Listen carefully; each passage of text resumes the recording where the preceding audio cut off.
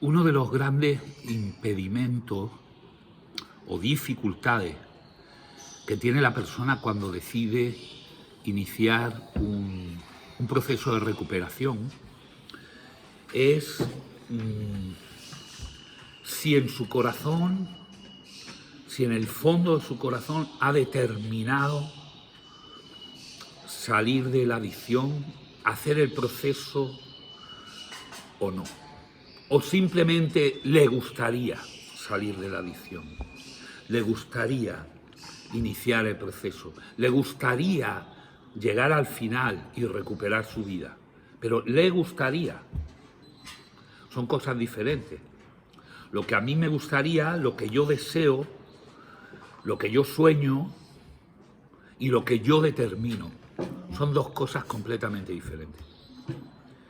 Y eso genera una dificultad en nosotros, porque gran mayoría de las personas que inician un proceso de recuperación lo hacen deseando salir de esa adicción. Les gustaría llegar a retomar su vida. Es lo que sueñan, es lo que piensan, pero sin embargo no lo han determinado en su corazón. Cuando nosotros hacemos la primera entrevista inicial y hacemos el análisis de la persona, que recogemos todos los datos de las diferentes áreas de la persona, datos personales, datos médicos, datos familiares, datos judiciales, informe toxicológico de la persona, recogemos multitud de datos y preguntamos, indagamos y hablamos con la persona, recogiendo todo su análisis, ¿no? Hay una pregunta clave, que la mayoría de vosotros respondéis sin haber madurado. Porque si a mí hoy por hoy me hicieran esa pregunta, yo no contestaría tan rápidamente como lo hacéis. Y la pregunta es la siguiente. Hay una parte en esa entrevista que se os pregunta: ¿qué estáis dispuestos a hacer para salir de la adicción? Y la mayoría de vosotros respondéis: lo que haga falta. Además, así, con estas palabras: estoy dispuesto a hacer lo que haga falta. Muchos de vosotros decís: lo que me digáis. Pero en muchos casos, no voy a decir la mayoría, pero en muchos casos, luego eso no se cumple. Luego, con el transcurso de los días, con el transcurso quizás de los meses, empiezan un poquito las reticencias. No, pues yo esto no estoy de acuerdo, pues yo es que esto no lo veo, pues esto es que yo siento que es injusto, pues yo esto es que no es lógico, yo no lo veo razonable, esto seguramente a mí no me ayuda, porque es que esto no me ayuda. Y empiezan los impedimentos. Cuando usted respondió en su entrevista inicial a la pregunta de ¿qué está dispuesto a hacer para salir de las drogas, salir de su adicción?, usted respondió, y está escrito, lo que haga falta. Pero ¿y cuál es el problema de ese incumplimiento? ¿Cuál es el problema del incumplimiento? Uno de los grandes problemas de que usted incumpla esa respuesta, porque ahora no está decidido a hacer lo que haga falta, ahora usted pone impedimento, pues yo es que esto no lo entiendo y yo no voy a hacer lo que no entiendo, pues yo esto a mí que me lo expliquen, pues yo no veo la relación que tiene para mi rehabilitación que yo tenga que hacer esto. Es que hay muchas cosas que usted no tiene por qué saberlas, porque la mayoría las sabe y la mayoría se le explican. Y yo soy una persona que la mayoría de las intervenciones terapéuticas que yo hago con vosotros, las explico. Por eso, por muy duras que sean, el paciente las asume. ¿Por qué? Porque las explico. Y porque te hago ver el sentido terapéutico que tiene esa intervención. Entonces, por muy dura que sea, por muy incongruente que parezca, por muy lógica que parezca, usted, como la entiende, debe de aceptarla. La mayoría, pero hay otras que yo no puedo explicarle, porque si se la explico, porque su explicación tiene, pero si se la explico, pierde el efecto terapéutico. Porque precisamente el efecto terapéutico es que usted la haga, la asuma, la acepte sin entenderlo. ¿Me estoy explicando? Entonces, yo no puedo explicarle el sentido de esa acción terapéutica porque como se lo explique, pierde el valor terapéutico, porque de lo que se trata es de que lo haga sin entenderlo. Pero entonces eso sirve de argumento para desistir en el proceso de recuperación. Pues yo esto no lo entiendo, pues yo no sé qué relación tiene la terapia ocupacional con la salida de las drogas, porque yo he venido a salir de las drogas, no he venido a hacer esto o a hacer lo otro, o a trabajar en esto o a trabajar en lo otro. Cuando lo que usted quizás no entiende es el efecto que tiene la terapia ocupacional en su proceso. Pero más allá de que usted no lo entienda o lo encuentre lógico, no lo encuentre lógico, yo creo que el gran impedimento que hay es que no hay determinación en su corazón. Usted no ha determinado en lo profundo de su corazón salir del mundo de las adicciones, para lo cual está usted dispuesto a hacer lo que haga falta, lo que le digan, lo que le pidan, lo entienda o no lo entienda, le cueste o no le cueste, lo encuentre lógico o no, justo o no. Entonces, este es el centro de la decisión, ¿no? La determinación en el corazón del hombre. ¿Y qué es lo que nos impulsa a determinar una acción como esta? La necesidad, quizás, la necesidad de gobernar y de recuperar el control de tu vida de nuevo, la necesidad de no seguir sufriendo las consecuencias que trae una adicción profunda que destroza tu ámbito. Primero te destroza a ti como persona, pero después tu ámbito familiar, tus recursos económicos, tu círculo de amistades y en definitiva tu vida, ¿no? La necesidad de recuperar eso, porque ahí puede haber otro filo, otro delgado filo que nos lleve a la confusión.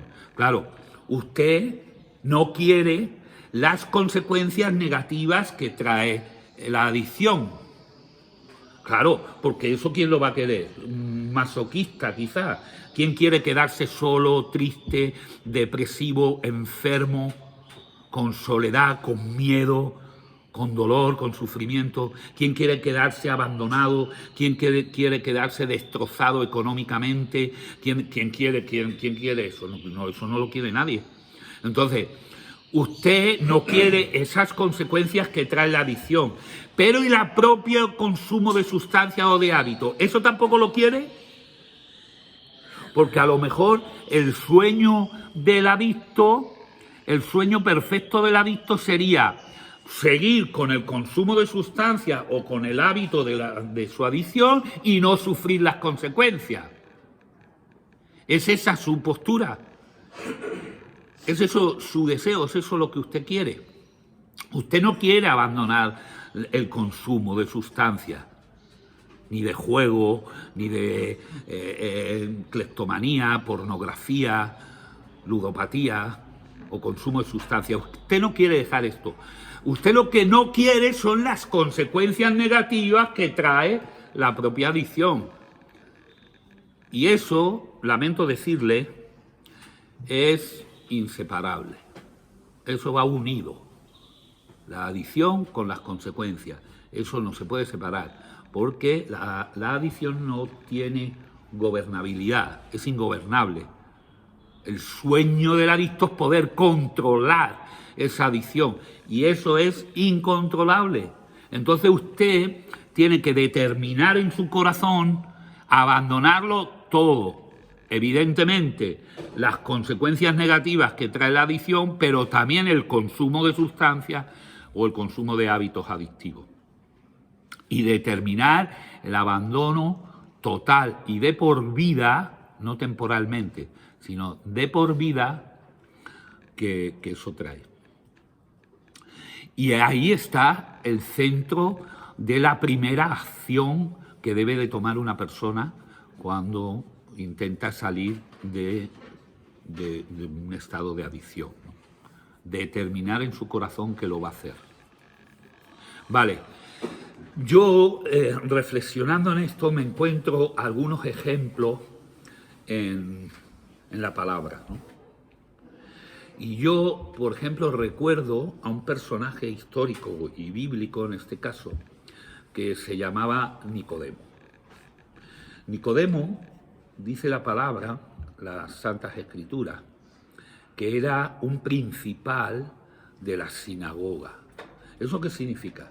Significa que era un hombre principal, o sea, que ostentaba un cargo principal en la sinagoga. Entonces, era un hombre instruido, era un hombre culto, y lo importante del asunto es que era un hombre que conocía perfectamente toda la ley judía, toda la historia del pueblo judío, todas las promesas que Dios había dado al pueblo judío de que iba a venir un Salvador que los iba a librar de la esclavitud, que iba a ser un pueblo, una nación santa del pueblo escogido. O sea que este personaje, este hombre que existió, histórico, este hombre tenía en su corazón todas esas promesas. Pudiéramos decir que espiritualmente hablando era un hombre completo, porque era culto, tenía su desempeño y su ministerio en la sinagoga, conocía toda la ley, tenía las promesas de Dios en su vida, pero sin embargo, una noche escucha hablar de Jesús, de la persona de Jesús. ¿Y por qué se interesa por Jesús? Pues posiblemente porque todo lo que él tenía, que era mucha sabiduría, mucho conocimiento, tenía incluso palabras santas de Dios dadas a los profetas, tenía promesas, no eran suficientes. Esa parte teórica de las promesas de salvación no eran suficientes. Por eso él sigue buscando. Ayer hablábamos de que el hombre busca y busca y busca, y de que todo el mundo buscamos porque tenemos un vacío, una insatisfacción en nuestro ser. Fíjate que este hombre, que era un hombre principal, que tenía conocimiento, que tenía promesas, que tenía sabiduría, que estaba, como quien dice, en el camino, en el camino correcto, sin embargo, sigue teniendo una necesidad que no lo cubre el conocimiento y en este caso el saber las cosas, ni siquiera el desarrollar un ministerio. Él estaba en la sinagoga. Entonces, a veces nos puede ocurrir eso también a nosotros, ¿no? Nosotros tenemos alternativas, tenemos oportunidades en la vida, tenemos familia que nos apoya, tenemos recursos, pero sin embargo seguimos estando vacíos, seguimos estando insatisfechos. Y por eso también vienen muchos fracasos en el proceso de rehabilitación. Por esa búsqueda en lugares no acertados, no correctos, de querer satisfacer ese vacío en nuestro interior. Entonces, igual que este hombre llegó un momento que fue consecuente consigo mismo y dijo, yo conozco mucho y sé, pero he escuchado hablar de que el hombre que profetiza la propia palabra que ha de venir, que será el Salvador, que es Dios en nosotros, Emmanuel, Dios con nosotros, ya está aquí. Seguramente este hombre se hizo la pregunta de ¿voy o no voy al encuentro de Jesús? Y posiblemente tú te estés haciendo esa misma pregunta. ¿Despierto mi parte espiritual en este proceso de rehabilitación ¿O me quedo solo con la parte teórica, con el conocimiento práctico y teórico del asunto? Porque hemos dicho y hemos explicado que la rehabilitación de una persona, el hombre tiene 3 áreas: el cuerpo, alma y espíritu. La parte física, que es el cuerpo, la parte cognitiva y emocional, que es el alma, y luego hay otra parte, una tercera parte, que es la espiritual. Entonces, usted se puede quedar con la física y con la cognitiva y emocional y desechar la parte espiritual.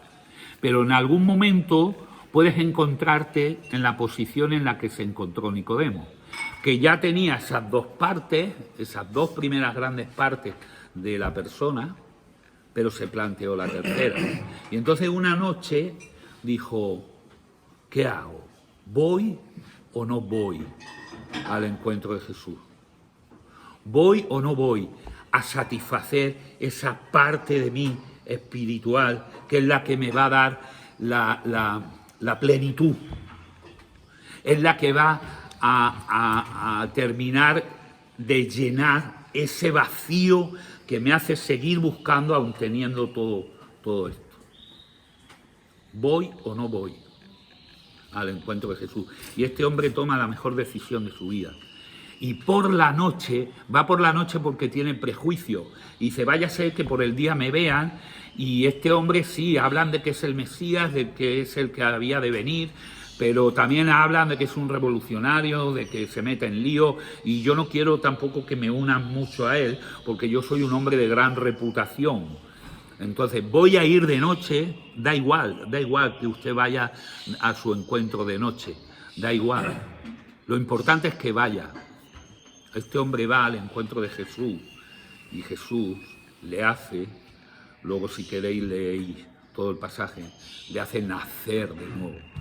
Dice, Nicodemo, el problema que tienes es que tú tienes que volver a nacer, ¿no? Y este hombre dice, ¿y cómo he de nacer de nuevo? ¿Cómo voy a volver a meterme en el vientre de mi madre? Le dice, no, Nicodemo, no entiendes.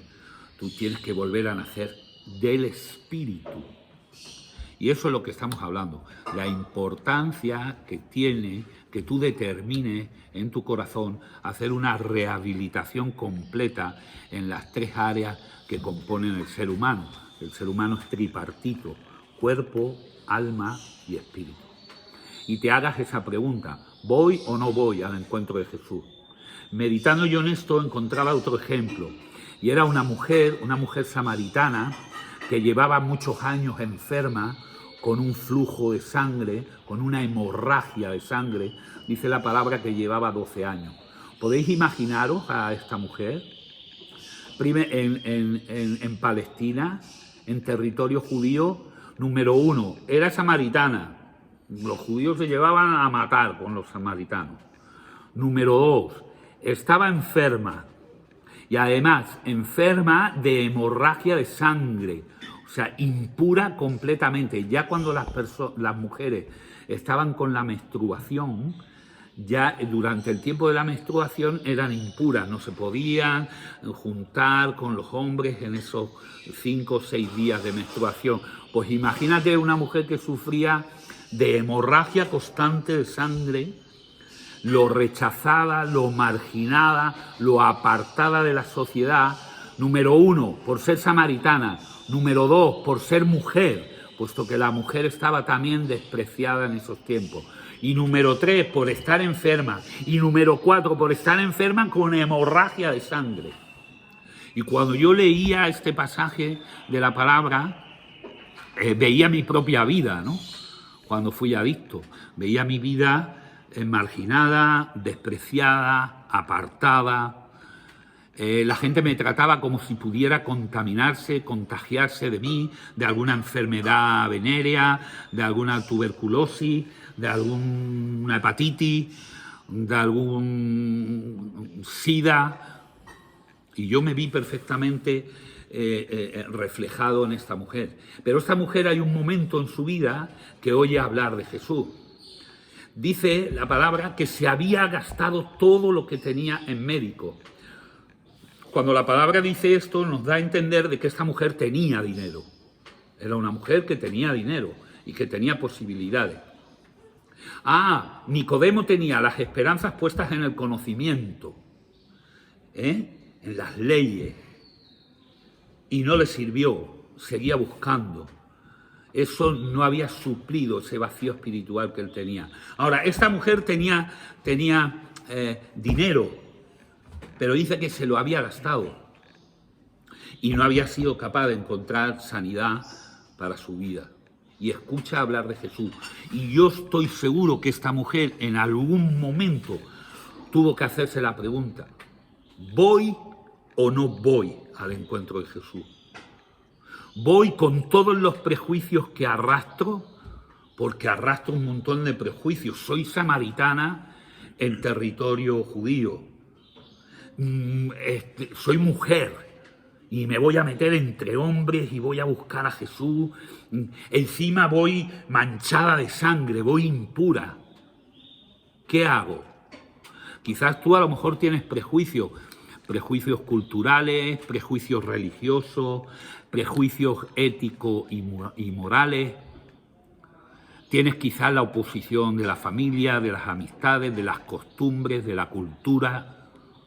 Quizás tendrás un montón de prejuicios y de barreras que debes de sortear, pero también más grandes los tenía esta mujer.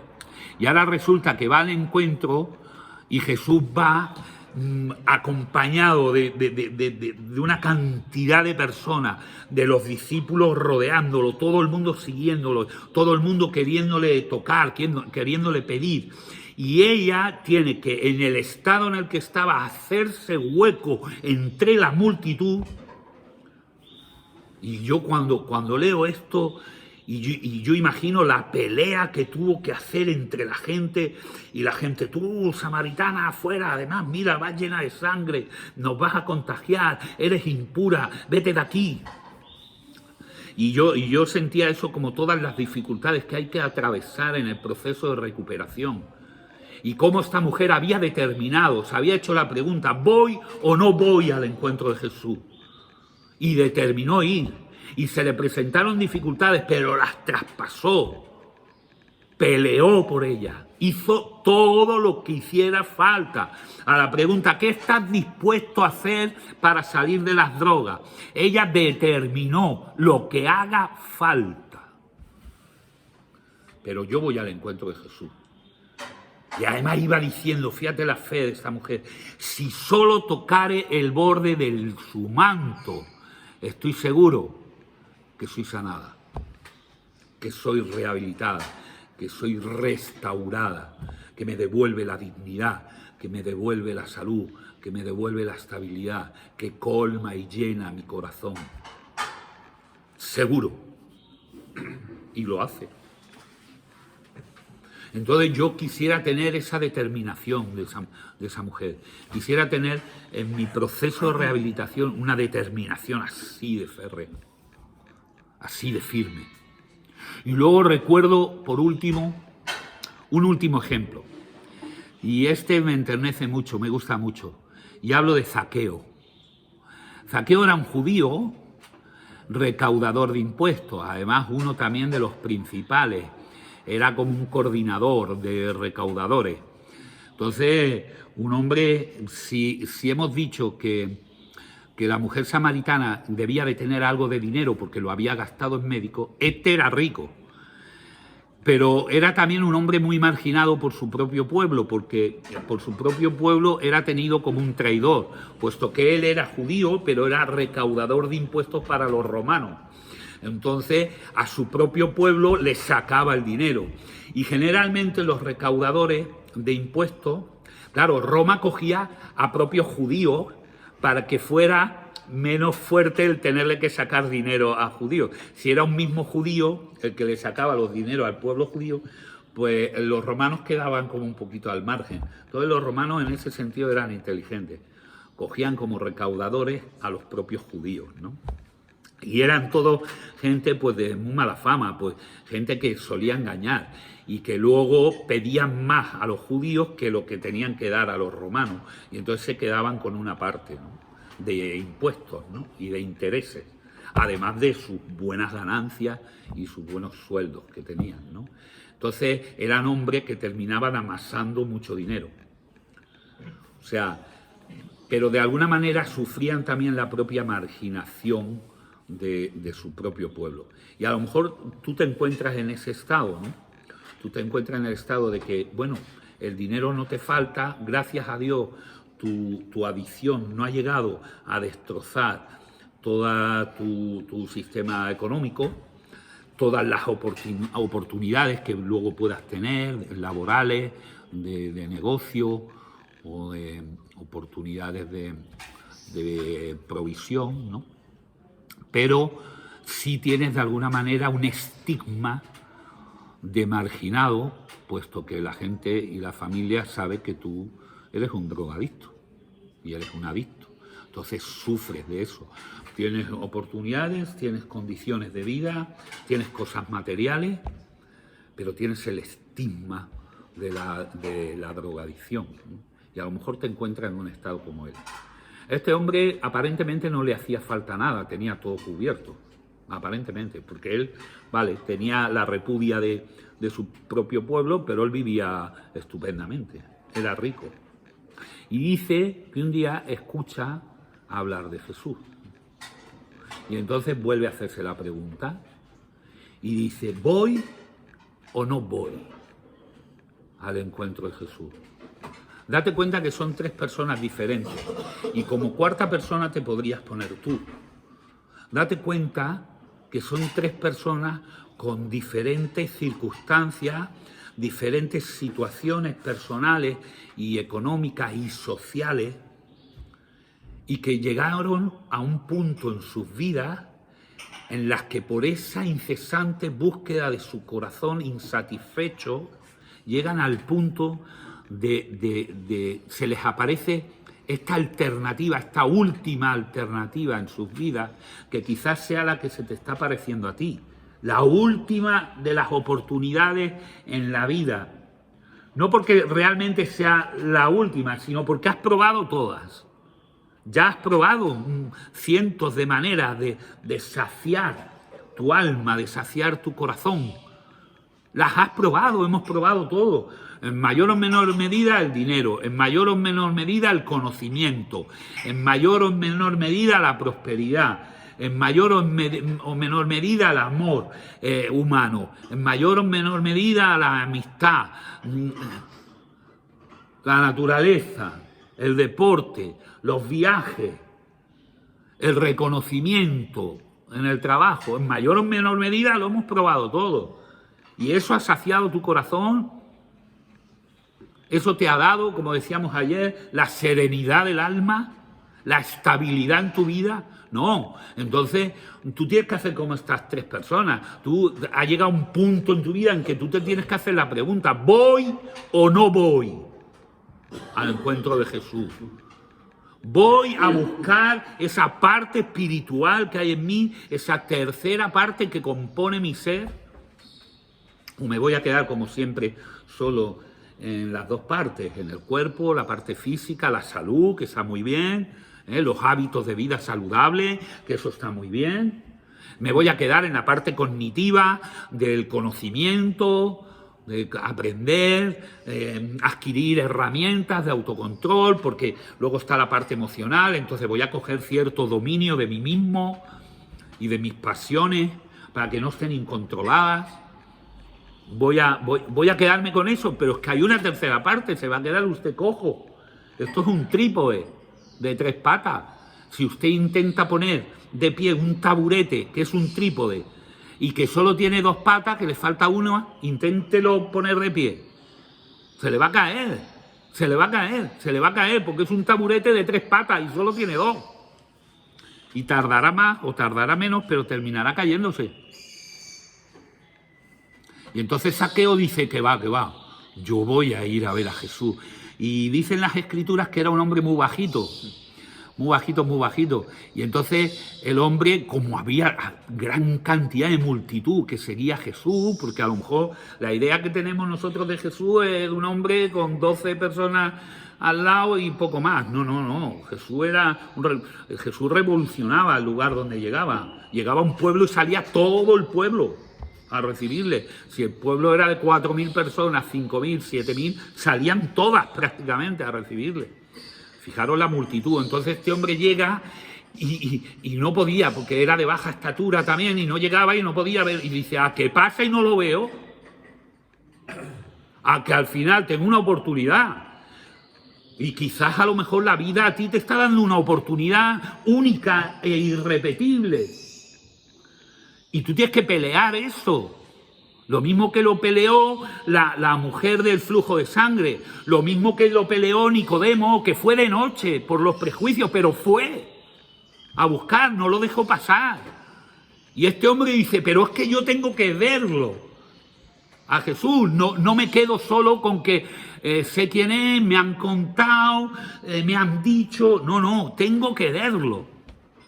Y entonces ahora coge y se sube a un árbol, un sicómoro, y un árbol grande, fornido, con grandes ramas como brazos extendidos, y ahí se sube. Y yo es muy gracioso porque yo me hago una imagen mental de este hombre y sé que tenía dinero, entonces seguro que llevaba una túnica así como muy brillante, muy lujosa, porque era un tío con mucho dinero, era rico. Pues imagínate un hombre chiquitito, vestido con una túnica brillante, encima de un árbol, parecía una bola de Navidad, en un árbol de Navidad.